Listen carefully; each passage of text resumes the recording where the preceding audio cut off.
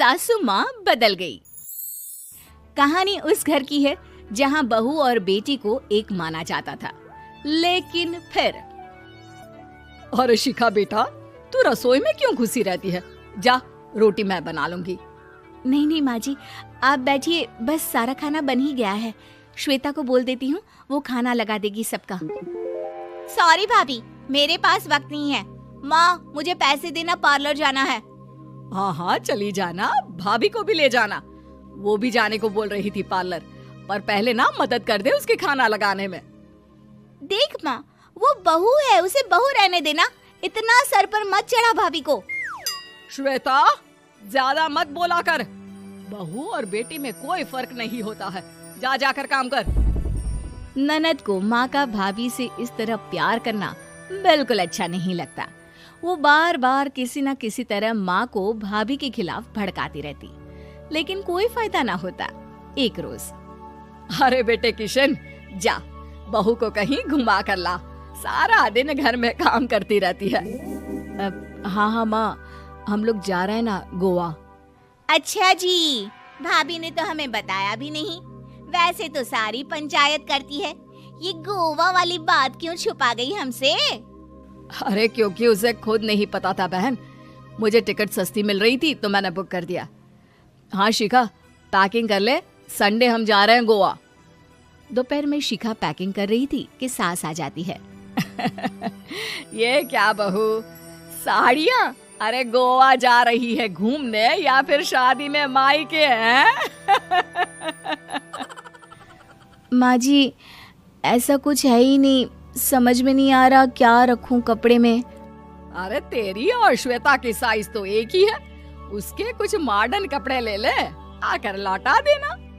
हाँ माँ जी, ये ठीक रहेगा। शिखा श्वेता के पास जाती है और उससे कपड़े मांगती है। ना जी ना, मैं अपने कपड़े ना दूं।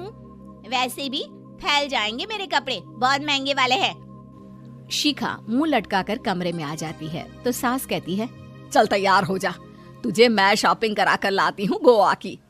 बस फिर क्या था, सास बहू निकल जाते हैं मार्केट और एक से बढ़कर एक ड्रेस खरीद कर घर आते हैं। पहले बता देती कि नए कपड़े दिलाने वाली है भाभी को, तो मैं अपने ही दे देती ना भाभी को, मुझे दिला देती नए कपड़े। देख श्वेता, परिवार का मतलब सबके साथ रहना होता है, ना कि सिर्फ अपना सोचना। वैसे भी तुझे अच्छे संस्कार सीखने चाहिए। और रही बात कपड़ों की, तो शिखा, आज से घर पर भी तू मॉडर्न कपड़े ही पहनेगी। कोई जरूरत नहीं है ये साड़ी वाड़ी लपेटने की। अब क्या था, घर पर श्वेता और शिखा एक जैसे रहते। एक बार पड़ोसन आती है। अरे बेटा, अपनी माँ को तो बुलाना जरा, बात करनी है। शिखा सास को बताती है और रसोई में चली जाती है। ये आपकी बेटी बहुत बड़ी हो गई है, इसके लिए एक रिश्ता है, कहो तो बता दूं। ये बेटी नहीं बहू है, घर में सब एक जैसा ही रहता है। वैसे मेरी बेटी भी बड़ी हो गई है, कोई रिश्ता हो तो जरूर बताना। पड़ोसन रिश्ता लेकर उन लोगों के घर आती है।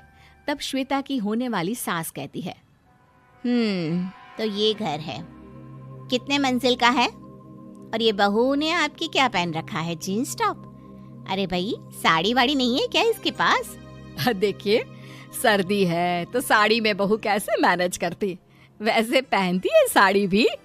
देखिए, हम लोग ठहरे पैसे वाले लोग, कोई कमी नहीं है हम लोगों के पास पैसों की, बहुत पैसे हैं, जमीन, नौकर चाकर, कार, सब कुछ है, लेकिन घर में संस्कारी बहू चाहिए।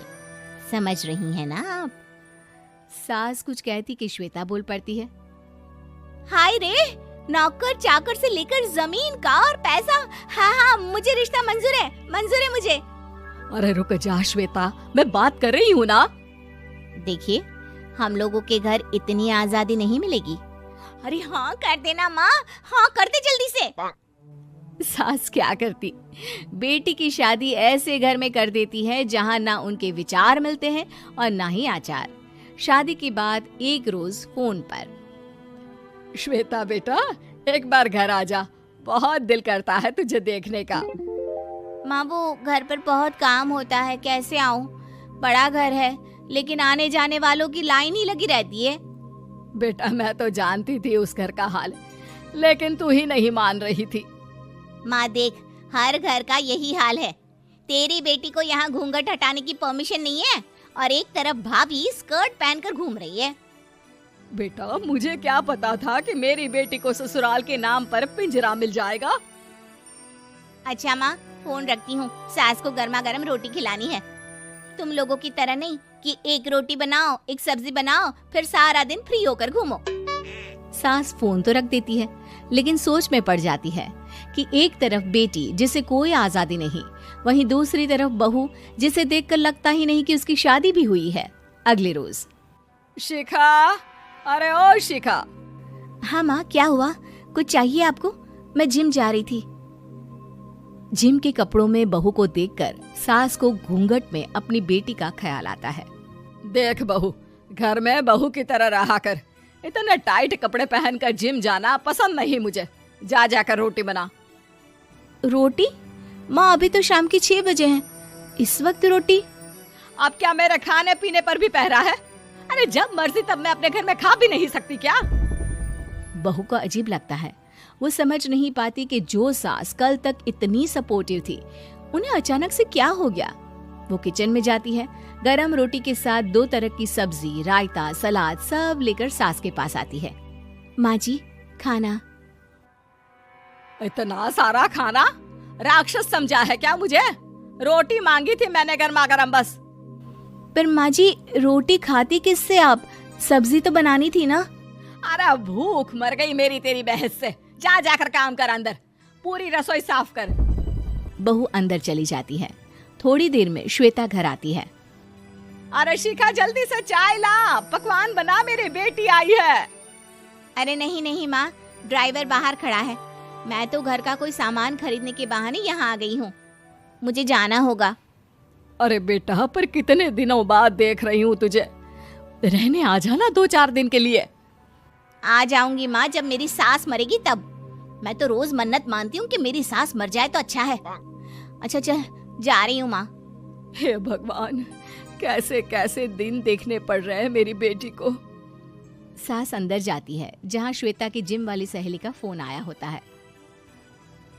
क्या बात है, आज जिम नहीं आई? अरे पता नहीं यार, आज माँ को क्या हो गया अचानक। पर खैर कोई नहीं, लगता नहीं कि मैं अब जिम आ पाऊंगी। शिखा स्पीकर पर बात कर रही थी, जिसे सास सुन रही थी। यार ये सास ना होती ही ऐसी है। मैं तो कहती हूँ बुढ़िया जल्दी मरे और तू आराम से जिए। शिखा को सहेली की बात पर गुस्सा आ जाता है। माँ के मरने की कौन सा बच्चा दुआ मांगता है मोहिनी? आगे से ऐसी बात मेरे सामने मत करना। हमारे घर की शोभा ही माँ है। क्या हुआ जो थोड़ी सख्ती दिखा रही है? उसमें भी कोई ना कोई उनकी भलाई ही होगी। मैं तो कहती हूँ भगवान मेरे जैसी सास सबको दे, जो सिर्फ माँ की तरह है। सास वाली तो कोई बात ही नहीं है उनमें। सास ये बात सुन रही थी। उनकी आंख में आंसू आ जाते हैं कि क्यों वो बेटी की किस्मत में बहू को भी भागीदार बना रही थी। शिखा, अरे ओ शिखा, क्या हो गया? जिम नहीं जाना क्या?